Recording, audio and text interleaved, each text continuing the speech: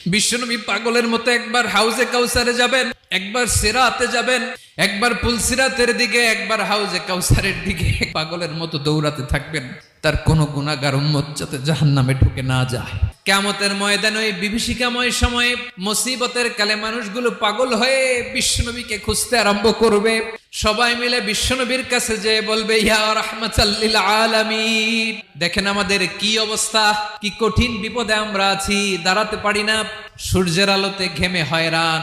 বিশ্বনবী মাকামে মাহমুদে যে আল্লাহু আকবার বলে সিজদায় লুটিয়ে পড়বেন, বিশ্বনবী এমন ভাবে অজর দ্বারায় সিজদায় লুটিয়ে পড়ে কাঁদবেন, রব্বুল আলামিনের রহমতের দরিয়ায় জোশ লেগে যাবে।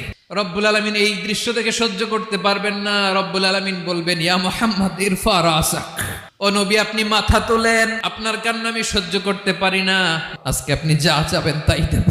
ওয়াশফা তুশাফা, যার জন্য সুপারিশ করবেন তার সুপারিশ কবুল করে